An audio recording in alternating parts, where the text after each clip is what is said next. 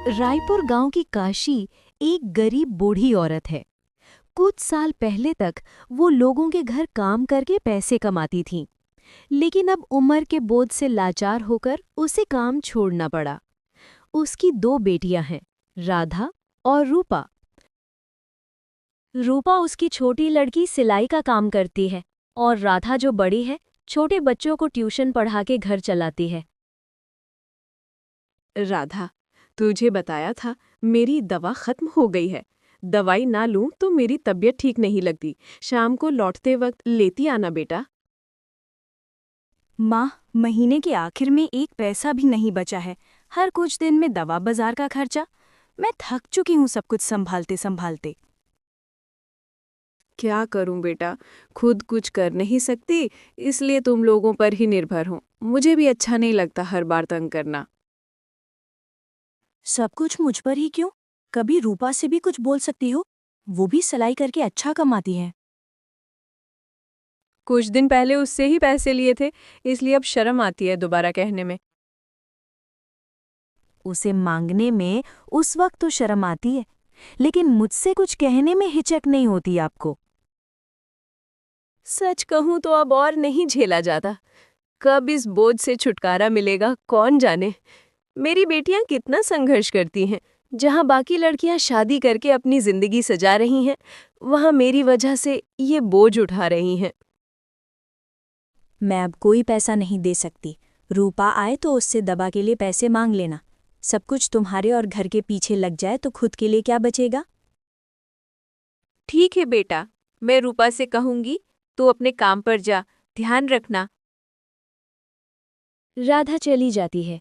बूढ़ी काशी खुद को अपनी बेटियों की जिंदगी पर बोझ की तरह महसूस करने लगती है और उसकी आंखों से आंसू बहने लगते हैं। रूपा पास के घर से अपने सिले हुए कपड़े देकर पैसे लेकर लौट रही थी। चलो, आखिरकार कुछ पैसे आए। थोड़ा खुद के लिए रखूंगी, बाकी माँ को दे दूंगी। दूर से गांव का गुंडा किशोर उसे देख लेता है। सालों से वो राधा के पीछे पड़ा है कि उससे शादी करेगा, लेकिन रूपा उससे नफरत करती है। फिर भी किशोर उसका पीछा नहीं छोड़ता। अरे वाह वाह वाह वाह वाह, आज तो सुबह सुबह अपने होने वाली बीदी के दर्शन हो गए। चलो जरा मिलते हैं। किशोर जैसे ही रूपा के सामने आता है, रूपा डर से सहम जाती है। तुम यहाँ क्या कर रहे हो? अरे, ये गांव सिर्फ तुम्हारा है क्या? तुम घूम सकती हो तो मैं भी तो घूम सकता हूं। मेरे रास्ते से हटो। क्यों बीच में खड़े हो? अरे अरे अरे, इतनी जल्दी भी क्या है? चलो थोड़ा बातें तो कर लेते हैं। मुझे जाने दो किशोर, नहीं तो मैं लोगों को बुला लूंगी। ओहो, इसमें गुस्सा होने वाली कौन सी बात है? मैं बस बातें तो करना चाहता हूं, वो भी अपने होने वाली बीवी से। कितनी बार कहूं मैं तुमसे शादी नहीं करना चाहती। मुझे तुमसे नफरत है। देखो रूपा, तुम पसंद करो या ना करो, शादी तो तुम मुझसे ही करोगी रूपा। तुम्हारी डोली मैं ही उठाऊंगा। हाँ, मैं मर जाऊंगी लेकिन तुमसे शादी नहीं करूंगी। रास्ता छोड़ो मेरा। अरे अरे, इतना क्या शर्माना। आज चाहे तुम जो कहो, मैं ही हूं तुम्हारे दिलों का राजा, तुम्हारा शहजादा, तुम्हारा बादशाह। तुम मुझे ही मिलोगी बेगन। हाँ। रूपा डर के मारे रोते हुए वहां से भाग जाती है। उसकी बातें सुनकर रूपा डर के मारे रोती हुई वहां से भाग जाती है। बीमार काशी घर पर थी। रूपा रोती हुई दौड़कर घर आई। उसे इस हालत में देख काशी घबरा गई। क्या हुआ बेटी, इस हालत में क्यों आई? किसी ने कुछ कहा? उस मवाली किशोर ने फिर से मुझे तंग किया माँ। अब तो घर से बाहर निकलने में भी डर लगता है। ओफो, इस किशोर ने तो जीना मुश्किल कर दिया है। समझ में नहीं आता क्या चाहता है। वो मुझसे शादी करना चाहता है। कहता है कि मेरी शादी सिर्फ उसी से होगी। माँ, मैं मर जाऊंगी, लेकिन उस किशोर से शादी नहीं करूंगी। जब तक मैं जिंदा हूं, उसकी गंदी मंशा कभी पूरी नहीं होगी। मैं जल्द ही तेरे और राधा के लिए अच्छे लड़के ढूंढूंगी। लेकिन माँ, अगर हमारी शादी हो गई तो तुम? मैंने बहुत सोचा है, मेरी वजह से तुम लोग अपनी जिंदगी क्यों बर्बाद करो? यही सही वक्त है तुम्हारी शादी का। लेकिन माँ, किशोर अगर शादी ना होने दे तो? मैं अभी जिंदा हूँ, सब संभाल लूंगी। मैं तुम्हारे लिए राजकुमार जैसा लड़का ढूंढूंगी। बस मेरा कुछ भला बुरा होने से पहले तुम्हारी शादी हो जाए तो मैं गंगा नहा लूं।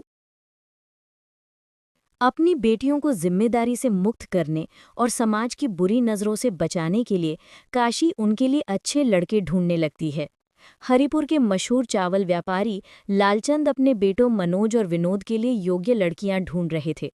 तभी उन्हें राधा और रूपा की तस्वीरें मिली। उन्होंने राधा को मनोज के लिए और रूपा को विनोद के लिए पसंद किया। सुनो मनोज और विनोद, मैंने तुम दोनों के लिए 2 लड़कियां ढूंढी हैं। देखो, ये रही राधा और रूपा, 2 बहनें। लालचंद ने तस्वीरें दिखाई, लेकिन जैसे ही मनोज ने रूपा की तस्वीर देखी, उसे वो बहुत पसंद आ गई और उसने रूपा से शादी की इच्छा जताई। अरे बेटा, रूपा छोटी है, इसलिए मैं उसे विनोद के लिए सोच रहा था। लेकिन अगर तुम्हें रूपा पसंद है तो विनोद से राधा की बात कर लेंगे। क्या कहते हो विनोद, कोई आपत्ति है? नहीं पिताजी, जो आप तय करेंगे मुझे मंजूर है। तो ठीक है, फिर मैं काशी और उसकी बेटियों को घर बुला लेता हूं। आगे की बात वही करेंगे, ठीक है? उधर काशी राधा और रूपा को मनोज और विनोद की तस्वीरें दिखाकर उनकी राय पूछती है। बड़े बेटे का नाम मनोज है और छोटे का विनोद। दोनों ही अपने पिताजी का कारोबार संभालते हैं। माँ, जो भी तुम तय करोगी मुझे मंजूर है।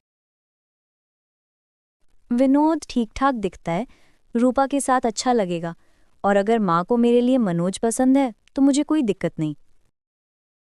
रूपा की शादी विनोद से नहीं, मनोज से होगी। मनोज से तय की है। लेकिन क्यों? मैं बड़ी हूं तो मनोज से मेरी शादी होनी चाहिए। लालचंद जी ने भी ऐसा ही सोचा था, लेकिन जैसे ही मनोज ने तस्वीर देखी, उसे रूपा पसंद आ गई और उन्होंने तुझे विनोद के लिए चुना है। ये क्या बात हुई? मैं बड़ी हूं, मेरी शादी बड़े बेटे से होनी चाहिए। माँ, क्यों ना तुम मनोज से दीदी की शादी की बात करो, मुझे विनोद से कोई परेशानी नहीं। मनोज ने रूपा को पसंद कर लिया है, जबरदस्ती कुछ करेंगे तो रिश्ता टूट जाएगा। बचपन से रूपा ही सब कुछ ले जाती है, अब मेरी पसंद का लड़का भी उससे पसंद कर बैठा। वो मेरी बहन नहीं, मेरी बदकिस्मती है। इस तरह रूपा और मनोज और राधा और विनोद की शादी पक्की हो जाती है। लेकिन मन ही मन राधा ठान लेती है कि वो रूपा को चैन से जीने नहीं देगी। किशोर को जब पता चला कि राधा की शादी विनोद से तय हुई है तो वो बहुत गुस्से में आ गया। वो सीधा काशी के घर पहुंचा और तोड़फोड़ करने लगा। ये क्या कर रहे हो? रुको, मैं कह रही हूं रुको। मैं सालों से कह रहा हूं कि मैं रूपा से शादी करना चाहता हूं, और तुमने बिना मुझसे पूछे किसी और से उसकी शादी कैसे तय कर दी? हाँ? रूपा तुमसे डरती है, वो तुमसे शादी नहीं करना चाहती। उसने ये बात तुम्हें कई बार कही है। उसे क्या पसंद है क्या नहीं, इससे मुझे कोई फर्क नहीं पड़ता। मैं उसी से शादी करूंगा, और अगर वो मुझसे शादी नहीं करती है तो मैं किसी और से उसकी शादी होने भी नहीं दूंगा। मैं अपनी बेटी की शादी तुमसे कभी नहीं करूंगी। अब यहाँ से निकल जाओ, वरना मैं पुलिस को बुलाऊंगी। अरे जिसे बुलाना है बुला लो, मैं यहां से नहीं हिलने वाला। मैं भी देखता हूं कि उसकी शादी होती कैसी है। अब तो तुम शांति से नहीं जाओगे। रुको, अभी बताती हूँ तुम्हें। काशी जोर जोर से चिल्लाने लगती है। आसपास के लोग जमा हो जाते हैं। किशोर उसे देखकर डर जाता है। शादी के दिन घर में सब लोग मौजूद हैं। राधा और रूपा सज धज कर बैठी हैं। लालचंद काशी को बुलाता है। लालचंद बाबू, आपने बुलाया? आहा, ये कुछ गहने हैं। ये प्रणव की माँ के गहने हैं। उनकी आखिरी इच्छा थी कि ये सारी चीज़ें दोनों बहुओं में बांट दी जाए। अब तुम जाकर रूपा और राधा को बराबर हिस्सों में बांट दो, बारात आने ही वाली है। ठीक है, कहकर गहने लेकर रूपा और राधा के पास जाती है, लेकिन बांटते समय रूपा को एक जोड़ी कंगन और एक बड़ा हार ज्यादा दे देती है। तुमने बड़ा हार रूपा को दे दिया, मेरा क्या? धीरे बोलो, कोई सुन लेगा। रूपा बड़ी बहू है, उसे थोड़ा ज्यादा देना पड़ेगा। तुम्हें भी एक हार मिला है, बस थोड़ा छोटा है। बड़ी बहू को बड़ा हार मिलना ही चाहिए। माँ, मुझे छोटा हार पहनने में कोई दिक्कत नहीं। दीदी, तुम मेरा हार ले लो और अपना मुझे दे दो। उफ़ो, तुम लोग मुझसे ज्यादा समझदार हो क्या? अगर लालचंद बाबू या मनोज ने देख लिया तो बहुत गुस्सा करेंगे। रूपा, तुम्हें जो दिया गया है वही पहन लो। बड़ी बहू होने के कारण रूपा को ज्यादा सम्मान और अहमियत मिलने लगी, जिसे राधा सह नहीं पाई। वो अंदर ही अंदर रूपा से जलने लगी और उसका जीवन बर्बाद करने की योजना बनाने लगी। शादी बहुत धूमधाम से हुई, पूरा गांव शादी की बात कर रहा था। रूपा और मनोज बहुत खुश थे। अच्छा, मैंने तुमसे पूछा ही नहीं, तुमने पढ़ाई कहाँ तक की है? पिताजी का बचपन में ही देहांत हो गया और घर की जिम्मेदारी इतनी ज्यादा थी कि मैं और दीदी ज्यादा पढ़ नहीं पाए। गरीबी और तंगी ही हमारी साथी रही। अच्छा, मुझे बताओ, अगर तुम्हें दोबारा पढ़ने का मौका मिले तो क्या करोगी? अगर मौका मिले तो मैं पूरी मेहनत से पढ़ाई करूंगी, ताकि माँ का नाम रोशन कर सकूं। उन्होंने हमारे लिए बहुत कष्ट उठाए हैं, लेकिन अब इन बातों का क्या मतलब? मैंने एक फैसला लिया है। अगर तुम्हारे मन में है तो तुम दोबारा पढ़ाई शुरू करोगी, मन लगाकर पढ़ोगी। तुम्हारी पहचान सिर्फ मेरी पत्नी के रूप में नहीं होगी। सच कह रहे हैं? मैं फिर से पढ़ाई कर सकती हूँ? हाँ हाँ, बिल्कुल, पढ़ाई की कोई उम्र नहीं होती है। रूपा, मैं कल ही जाकर सरकारी स्कूल में तुम्हारे दाखिले की बात करूंगा। मैं पढ़ाई में बहुत अच्छी नहीं थी, लेकिन दिल से पढ़ना चाहती थी। बाद में सिलाई करके कुछ पैसे कमाती थी, ताकि माँ की मदद कर सकूं।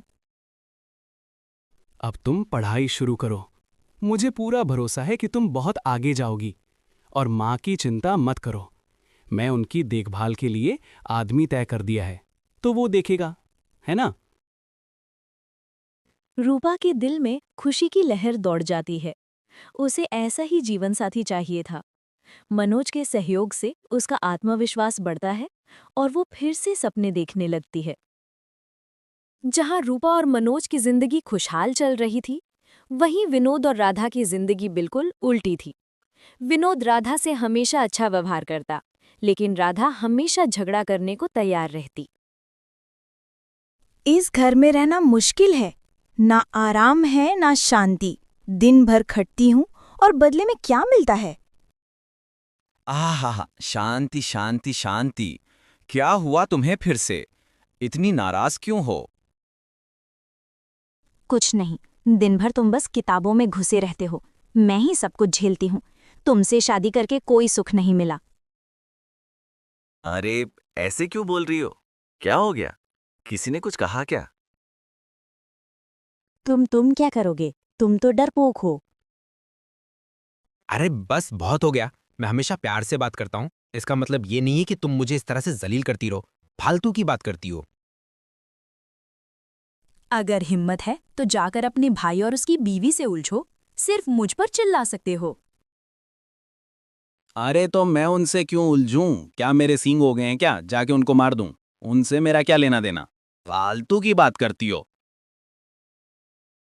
मैं दिन भर काम करती हूँ, घर संभालती हूँ, और रूपा, वो आराम से पढ़ाई करती है, बस इसलिए क्योंकि वो मनोज की पत्नी है।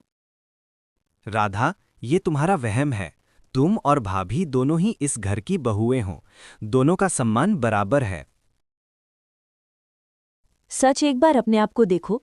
पिताजी सारे काम मनोज को देते हैं और तुम उनके बिजनेस में बस एक सहायक हो। जहां तुम्हारा कोई मान नहीं, वहां तुम्हारी बीवी को क्या मिलेगा? राधा की बातें विनोद के मन में गहरी चुभ जाती हैं। अब वो अपने भाई और पिता के प्रति जलन और नाराजगी महसूस करने लगता है।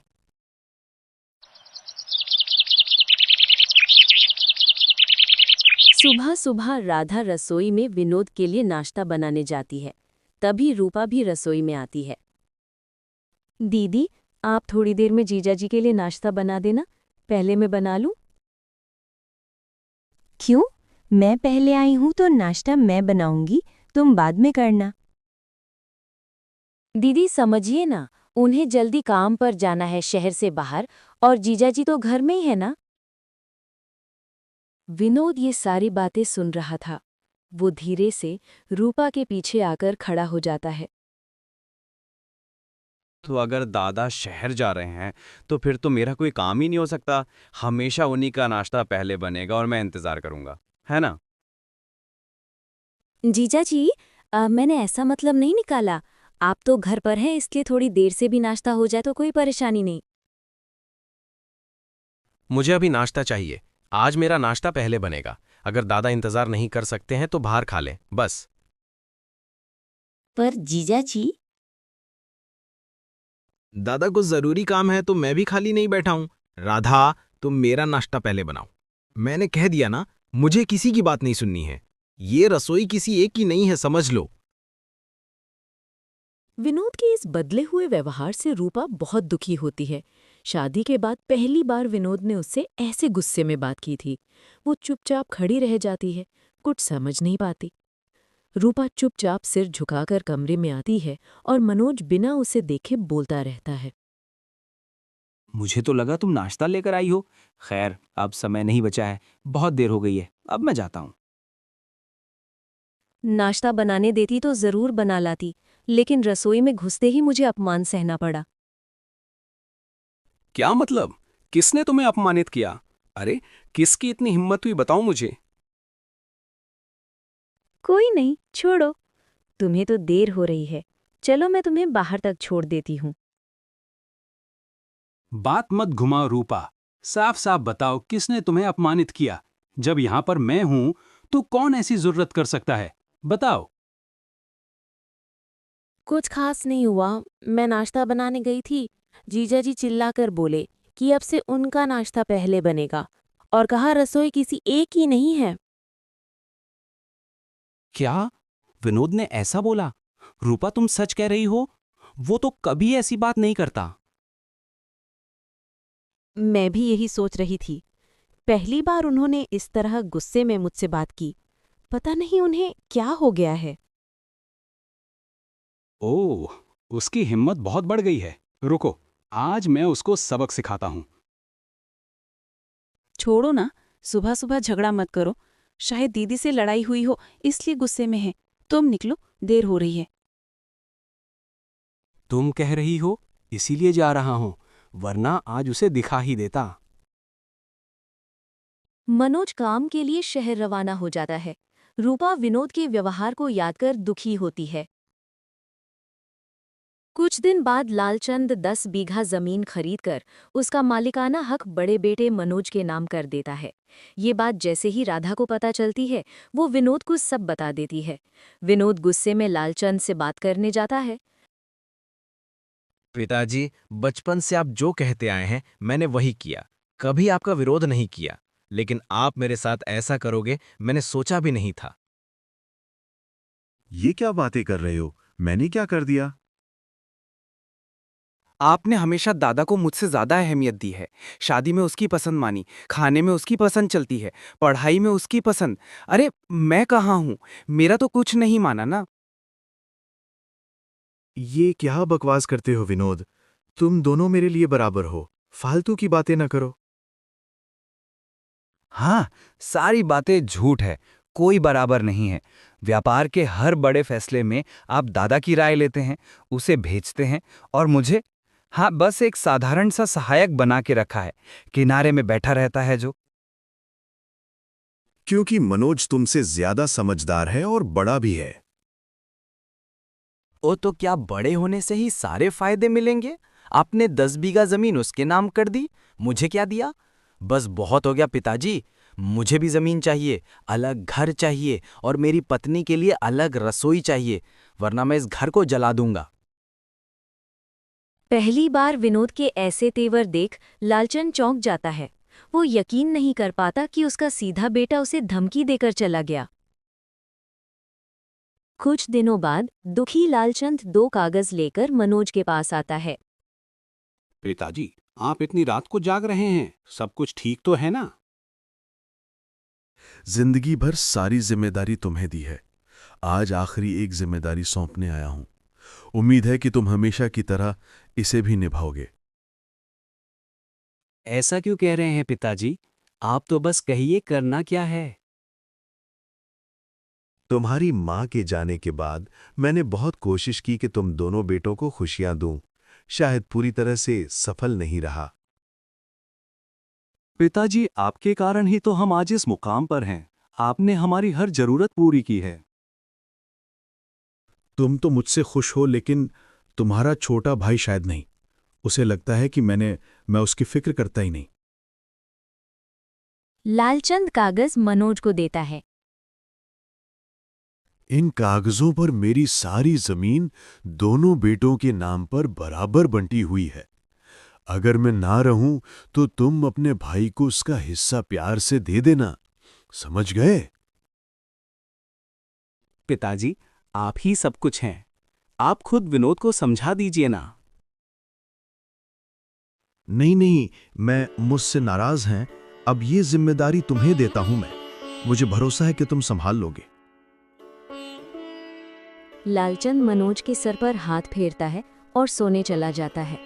उसी रात नींद में ही उनकी मौत हो जाती है। मनोज टूट जाता है, लेकिन विनोद में ज्यादा दुख नहीं दिखता। लालचंद की मौत के बाद भी स्वार्थी राधा विनोद को भड़काती रहती है। देखो विनोद, जिसका डर था वही हुआ। तुम्हारे पिता सब कुछ मनोज को दे गए, अब हमें उसका नौकर बनकर रहना पड़ेगा। मुझे यकीन नहीं हो रहा कि मेरे पिताजी मेरे साथ ऐसा कर सकते हैं। क्या तुम सच में उनके बेटे हो? कि बाप ऐसा कर सकता है? चुप रहो राधा, मैं कुछ नहीं समझ पा रहा हूं। क्या समझना है? अब सारी जिंदगी तुम्हारे दादा मजे करेंगे और हम देखते रह जाएंगे। ऐसा नहीं होने दूंगा। हम उनके सामने झुकेंगे नहीं। अब तो रूपा भी रसोई पर कब्जा कर लेगी, रोज झगड़े करेगी, तुम्हें बेइज्जत करेगी। अच्छा हुआ जो पिताजी मर गए, वरना मैं ही उन्हें मार देता। बाहर छिपकर खड़ा मनोज ये सब सुन रहा था। मैं तो कहती हूँ किसी तरह मनोज से वो 10 बीघा जमीन छीन लो, फिर हम राज करेंगे। छी छी छी छी छी, कैसे लोग हैं। पिताजी को गए बस एक ही दिन हुआ है और ये लोग जमीन के पीछे पड़े हैं। विनोद को पिताजी के मरने का दुख ही नहीं है, बस लालच लालच लालच। ये सब सोचते ही मनोज को विनोद और राधा से घृणा होने लगती है। वो चुपचाप वहां से चला जाता है। कुछ हफ्तों बाद मनोज विनोद और राधा को जरूरी बात करने के लिए बुलाता है। कहो मनोज दादा, क्या बात है? ऐसी क्या जरूरी बात करनी है? तुम्हें आज सारे हिसाब साफ करने हैं, इसीलिए मैंने सबको बुलाया है। हाँ, पिताजी तो हमेशा से ही सब तुम्हें ही देते आए हैं। इसमें नया क्या है, बताओ। आज तुम्हारा ये भ्रम टूट जाएगा विनोद, और जो जहर तुम्हारे दिमाग में भर गया है वो भी साफ हो जाएगा।